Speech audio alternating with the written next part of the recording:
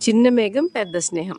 ఒకరోజు ఆకాశంలో చిన్న మేఘం ఉండేది. అది చాలా చిన్నది, చాలా తెల్లగా, చాలా ఒంటరిగా.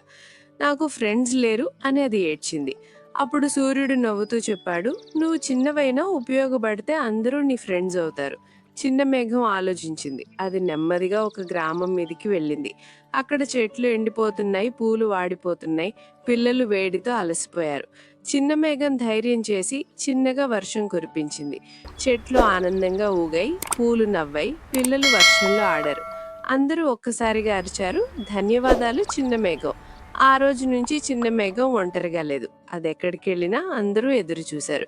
చిన్న మేఘం నవ్వుంది, చిన్నదైనా మంచిదైతే చాలు. మోరల్ ఫర్ కిడ్స్: చిన్నవాళ్ళం కాబట్టి మనం పనికిరాము అని కాదు, మన మంచితనం మనని పెద్దవాళ్ళని చేస్తుంది. ఇంకా ఇలాంటి మంచి పిల్లల కథలు వినాలంటే మా ఛానల్ సబ్స్క్రైబ్ చేయండి.